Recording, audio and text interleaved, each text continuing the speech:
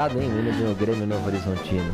Que beleza, hein? Aqui na TMC tem de tudo. Nesse caso, infelizmente, né? Porque o Coringão foi eliminado e a Fernanda Câmara, Breno Ávila com a gente, tá feliz da vida, viu? Tá parmeirão. feliz da vida. É isso, Tebas, Fê, bom dia ao ouvinte ligado no tradicional 100.1 da capital paulista.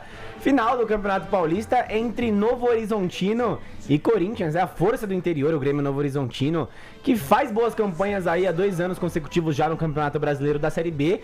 Faz história novamente, chega à final, a segunda de sua história do Campeonato Paulista, vai enfrentar o Palmeiras. Lá no interior, um jogo até que o Corinthians foi um pouco melhor, mas o Novo Horizontino conseguiu usar da força de jogar em casa, da força da sua torcida também, para garantir a vaga na final com um gol ali no segundo tempo e vencer o Corinthians. Mas o destaque vai para o choque rei de ontem.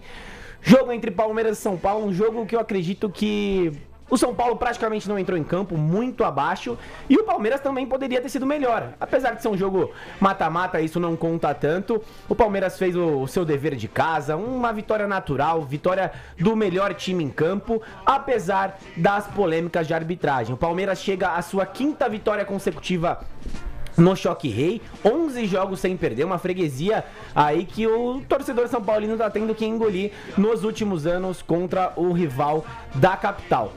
E quando a gente fala de arbitragem, Tebas, eu vou querer um pouquinho além de só comentar o lance que todo mundo vai comentar, que todo mundo vai polemizar. Ao longo de toda a semana a gente vai ouvir muita gritaria nos debates esportivos por aí, mas eu quero ir um pouquinho além do lance, pra mim, não marcado pela Daiane, era um pênalti pro São Paulo ali quando o jogo estava 1-0. Eu quero citar aqui o erro grave do jogo.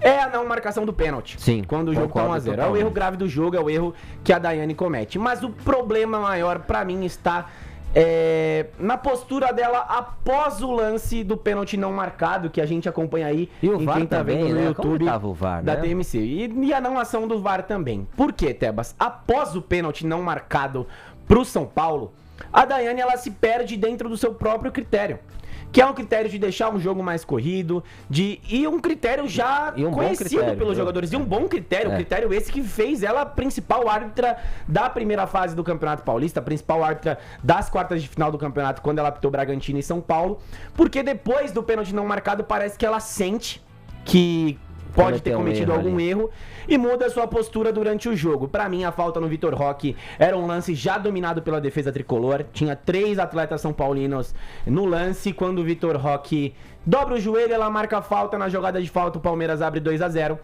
E na sequência, outro erro grave, que é pra mim, quando ela compensa o pênalti não marcado. Ela marca um pênalti ali pró São Paulo. Um cotovelo no Bobadilha ali, que pra mim não é a marcação do pênalti.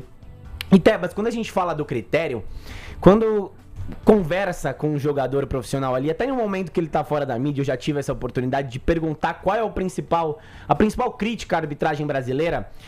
Muitos deles falam que o nível da arbitragem é boa num contexto geral. Só que o que mais incomoda os atletas é essa falta de entendimento do critério. De um jogo poder, do outro jogo não poder. De no primeiro tempo do jogo um determinado lance é falta, no segundo tempo do jogo um determinado lance não é falta, sendo que são lances semelhantes. Então eu acho que o principal problema, não só da Daiane, mas como da arbitragem brasileira ao todo, é essa falta de critério. Eu acho que depois do pênalti não marcado pro São Paulo, ela cai dentro de uma normalidade que a gente enxerga muito no nosso futebol. Que é apitar qualquer falta, que é cair no grito dos atletas, e isso é um problema para o futebol brasileiro ao todo. Mas, como eu disse, Fê, venceu o melhor time. O Palmeiras, de forma natural, venceu o São Paulo. Posso fazer uma pergunta que pode parecer ignorante para quem não é super entendedora de futebol como eu?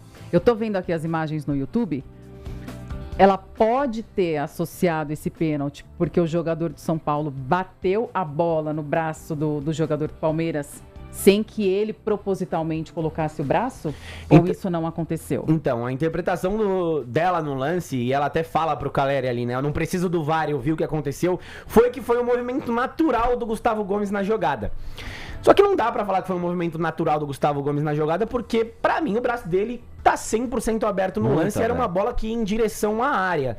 Então, quando eu falo da falta de critério, é isso. Que amanhã esse pênalti será marcado em algum jogo no futebol brasileiro, e não foi ontem para o São Paulo, mas isso não tira de forma alguma o mérito da vitória alviverde. Em outro Obrigada por momento, esclarecer. muito obrigado mesmo, valeu o Breno Ávila. Em outro momento o São Paulo vai ser beneficiado, outras horas Exatamente. vai ser, mas fato é que a arbitragem errou ontem, errou feio. A gente espera que melhore, porque o Brasileirão tá aí, começo de ano, enfim, e a gente vai acompanhar aqui na TMC.